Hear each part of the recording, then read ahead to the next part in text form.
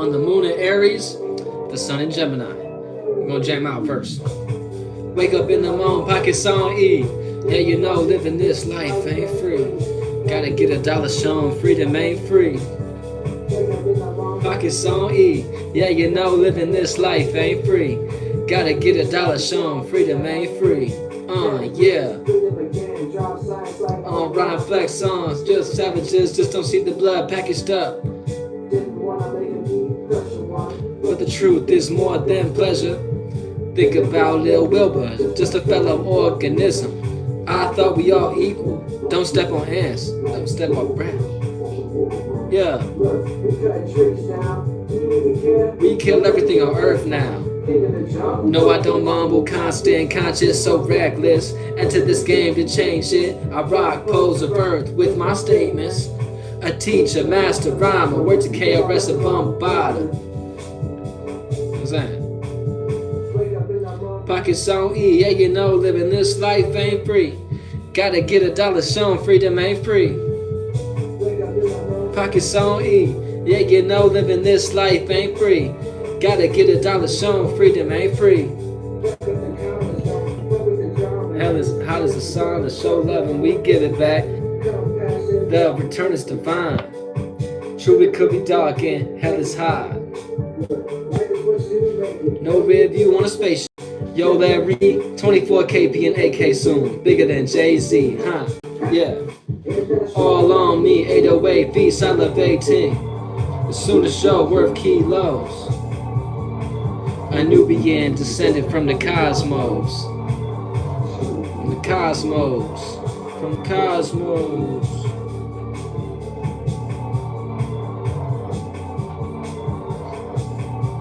Yeah.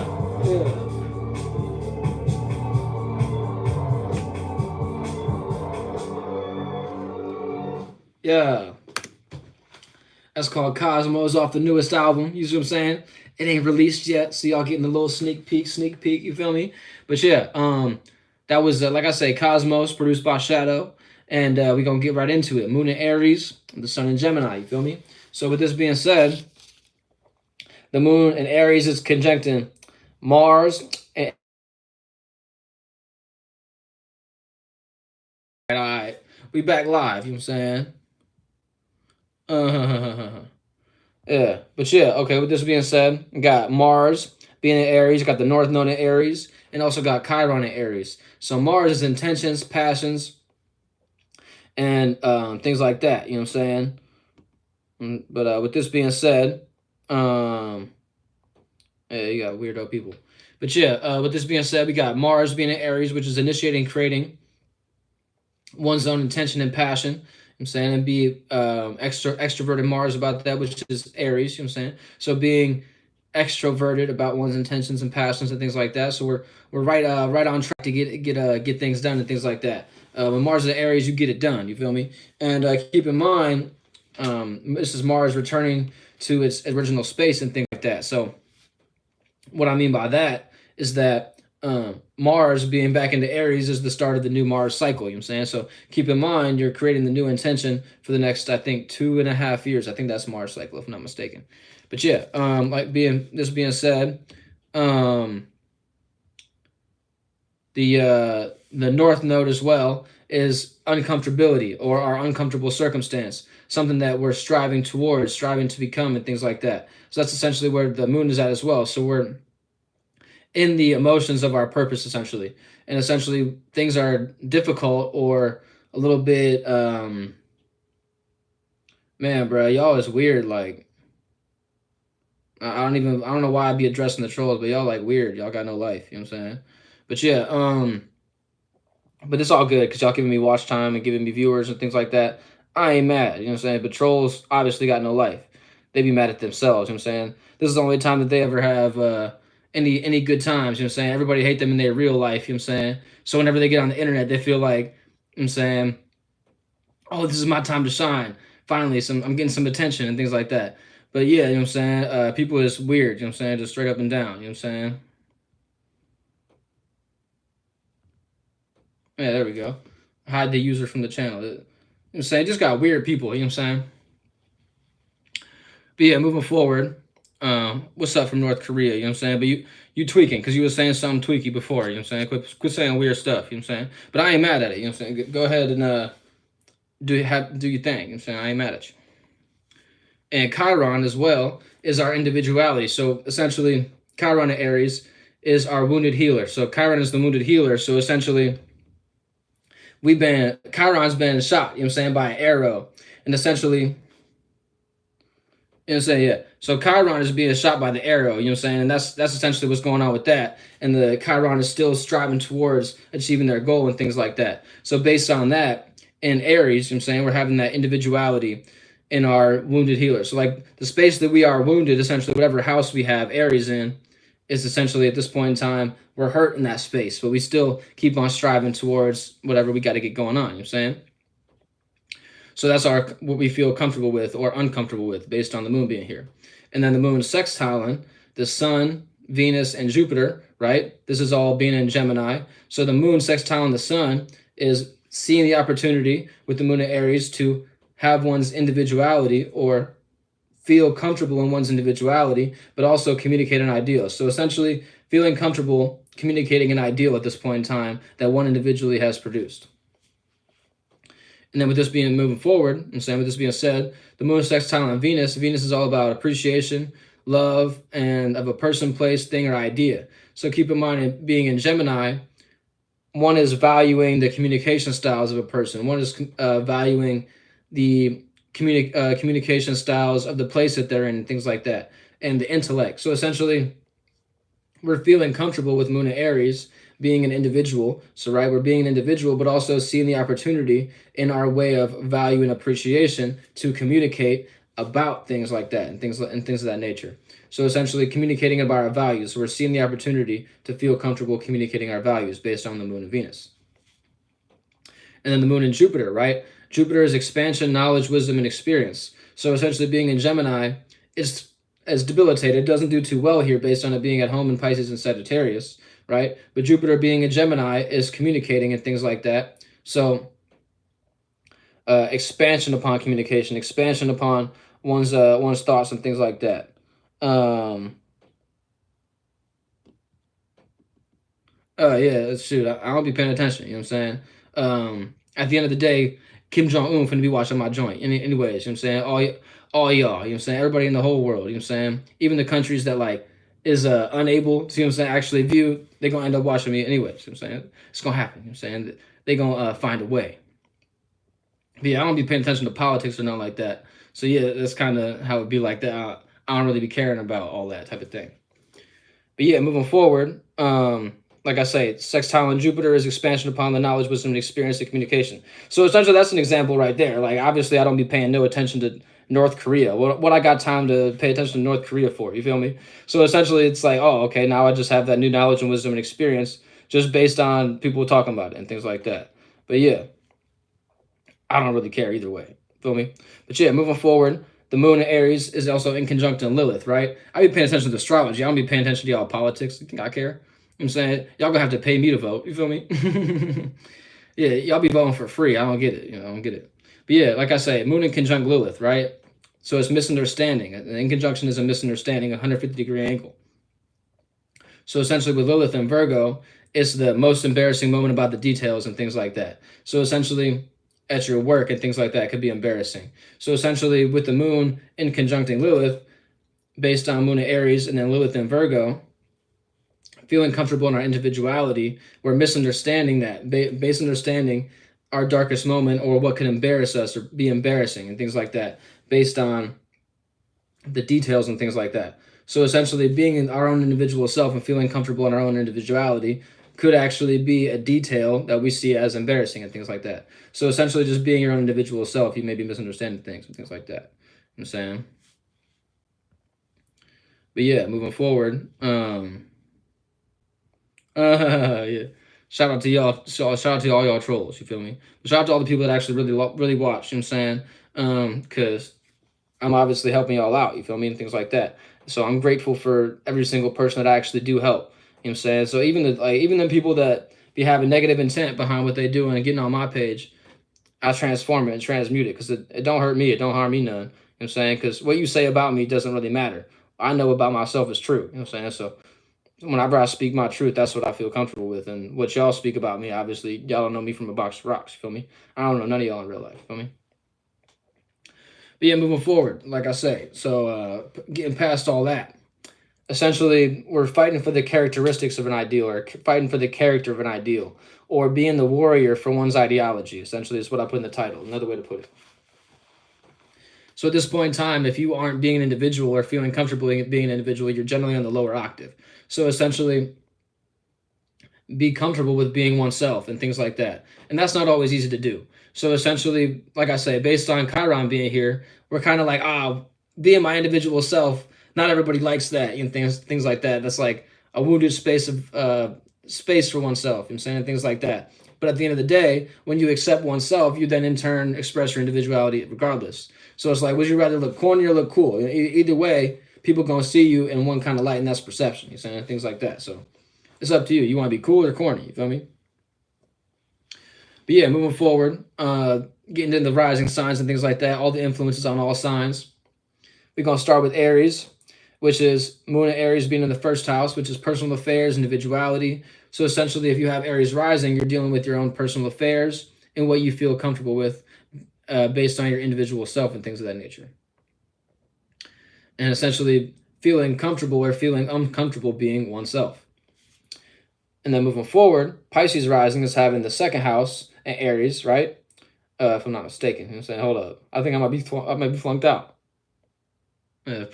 Pisces do not have Aries in the second house. I'm flunked. And the other way around, you know what I'm saying? If I'm not mistaken. Yeah. Hold up. Yeah, I'm right. I'm tweaking. I'm thinking the other way around because Aquarius would have it would have Aries in the 11th. That's how I go. Yeah. And then also, you think about Taurus. Taurus would have Aries in the 12th house. Yeah. So I got flunked out for a little second, you know what I'm saying? But yeah, getting back to the point. Pisces rising, right? Is having the second house in Aries. So second house in Aries is about values of an individuality, values of how one does things for one personal self and things of that nature. So essentially, do you feel comfortable valuing your individuality? Do you feel comfortable valuing the places that you go and the people and, you know what I'm saying, things like that? So, like I said, second house is all about values. So essentially, it's values of one's individual place that they go, or values of an idea or an individual's idea, essentially. So it's either you value oneself or you don't value oneself at this point in time, essentially, based on Pisces rising. Then Aquarius rising. Dag, I said they have Aries in the 11th. Dag, I'm flunked out. Yeah, Gemini has Aries in the 11th house. That's what I was. Yeah. But y'all know where I'm going with this. You know what I'm saying? I ain't gonna keep on getting flunked out. Feel me? So yeah, Aquarius rising has Aries in the 3rd house, so it's a sextile, a 60-degree angle. So it's seeing the opportunity. So essentially, the Aquarius sees the opportunity in the Aries to associate with the individuality. So essentially, are you being an individual with your conversations and your immediate area and your environment and things like that? So essentially, the I'm about to you know what I'm saying? But yeah, the Aquarius rising, like I said, having the 3rd house is about the environment and communication. Based on the 3rd house being where Gemini is birthed, essentially the Aquarius either feels comfortable communicating in their environment or they feel uncomfortable communicating in their environment and immediate spaces and things like that. But yeah, you know what I'm saying? I don't know why I'd be removing the people comments because I really don't care. But it's just like at the same time, like what's the point of like people being retarded? You know what I'm saying? Like I don't understand that as well. You know what I'm saying?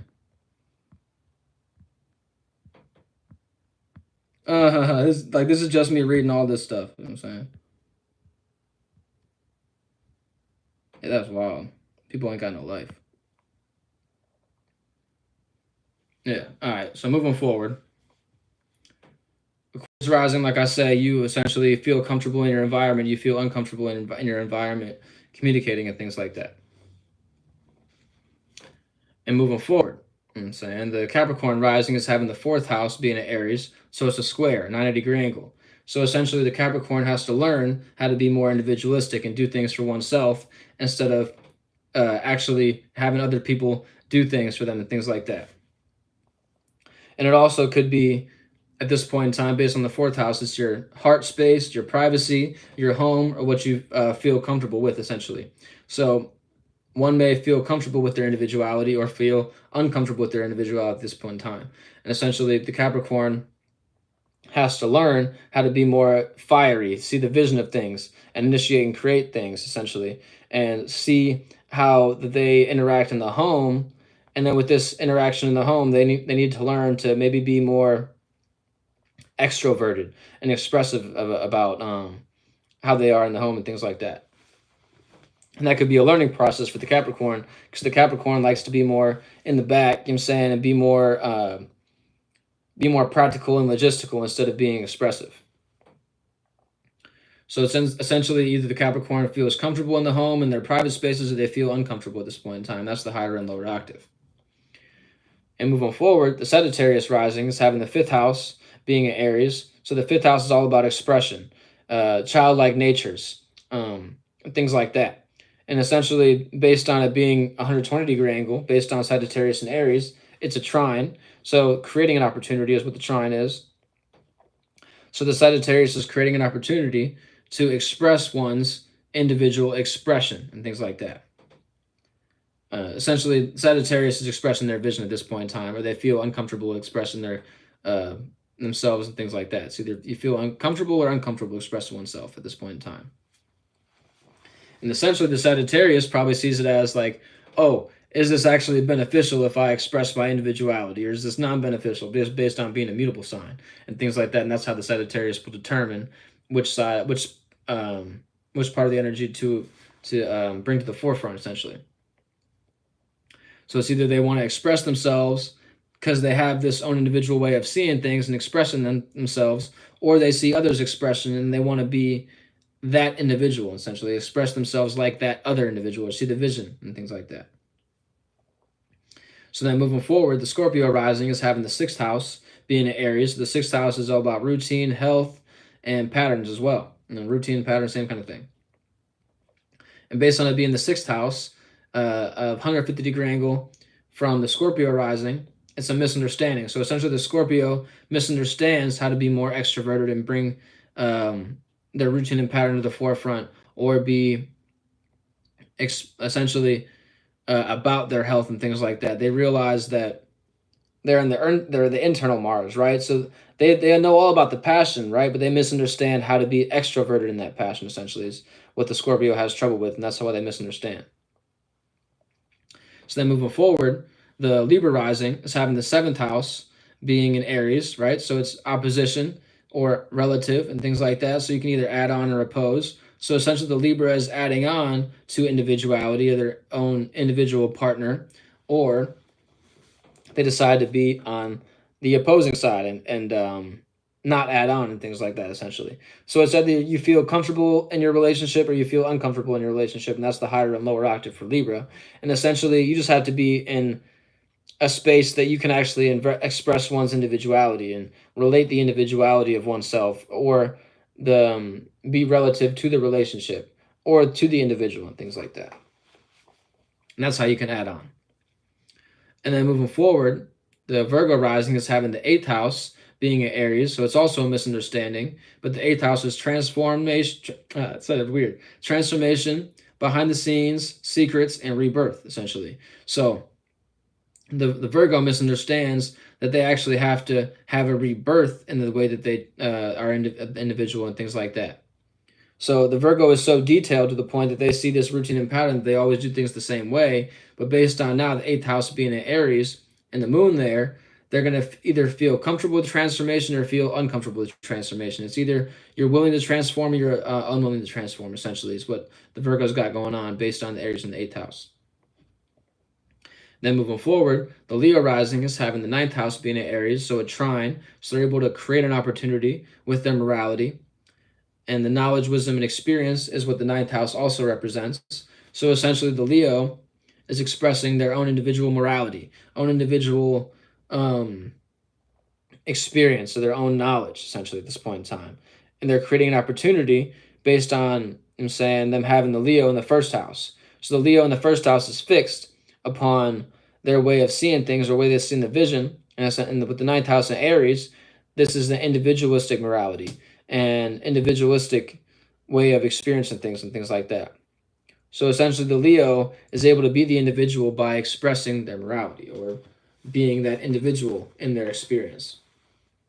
So it's either you feel comfortable with your morality and experience, or you feel uncomfortable with your morality and experience. And essentially, with this being said, you need to, if you're on the lower octave, have this way of going about the individuality, individual morality, essentially, and things like that, and create one's own individual way of seeing things. Not to say that you have to be separate, but essentially, you want to be able to be in that space of separation. That's what Aries is all about, that separation. And that's why they are the fire sign, essentially.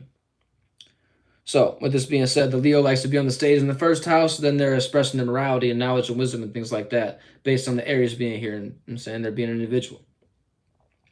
So then moving forward, the Cancer rising is having the 10th house being an Aries, so it's a square. So the 10th house is all about the status, career, the blueprint, or what you're known for, essentially. So the Cancer has to learn to be more status oriented when it comes to their individuality and not all about being comfortable and things like that. So essentially the Cancer has to learn to be more fiery. They have to learn to be more individualistic when it comes to their status and be more in the vision of things instead of being in the emotions and things like that. So like I say, higher or lower octave, higher octaves you feel comfortable with your individual status or you feel uncomfortable with your individual status. So essentially to rectify that, you want to switch up maybe your career or the blueprint that you're working with and things like that. But yeah, salute the Gemini. Shout out Kizzy Hendrickson. I'm saying, shout out the Gemini. You actually, what I'm about to break down next. Gemini rising is having the 11th house being an Aries. So it's a sextile and seeing the opportunity. So the Gemini sees the opportunity to communicate in an associative space with individuals and things like that. So essentially, the Gemini has a bunch of individuals that they associate with. So at this point in time, they're seeing the opportunity to associate with them and things like that. So if you're on the higher octave for a Gemini, you're feeling comfortable being in your associations and being in public spaces, or you feel uncomfortable being in your association in public places and things like that. And to be on the higher octave, essentially, you just have to experience and things like that. So I would just say go ahead and be around people. And that's how you can get to the higher octave, is just being an individual within the group. If that makes sense. Because there's always elements within the group, but there's obviously different individuals within the group that make it up that way and make up the entire energy of that public space or that group. So then moving forward, last but not least, the Taurus rising is having the 12th house being an Aries. So it's all about dreams, illusions, nightmares, and endings. So essentially the Taurus is being an individual with their dream, or they feel comfortable with their dreams, illusions, and nightmares and things like that. And it's hard to feel comfortable with the nightmare because it's like thinking like, oh, dag, like this is something I didn't want to happen, but at the end of the day, I'm still having a dream. So that's one way you can get on the higher octave of being the Taurus rising, is thinking, wow, I have the ability to be an individual. I have the ability to have an individual dream and things like that. And that's what could put you on the higher octave. Okay, so you Capricorn rising. Yeah, you got the 4th house in Aries, so it's a square, and you're learning how to be more private with your individuality and things like that, and learning how to be in the space of making people feel comfortable being individuals within the home and not actually being a part of the status that you've created and things like that. So essentially, you want to accept people for who they are and their individuality. And then moving forward, I'm saying, my fault, I don't know that language. You feel me? But I appreciate you commenting. But yeah, so salute everybody that happened to watch the live video. You know what I'm saying? If you on the playback, I'm still holding space for you. So I'm saying, if you want to email me for a reading or any kind of questions and things like that, the email's in the description. And yeah, I salute y'all. Y'all have a great evening and things like that. If it's the evening time where you at, for me personally, it's the evening time in the Western Hemisphere and things like that on the East Coast. You know what I'm saying? East Coast time zone. That's where I reside and things like that. But yeah, moving forward, have a good evening. You know what I'm saying? Have a good day, whatever you're experiencing. You know what I'm saying? So much love and holla back. Either stay safe or stay dangerous, whatever's necessary. I want to see y'all back here next time. You feel me? So yeah, much love if you believe in all that, and holla back. Feel me?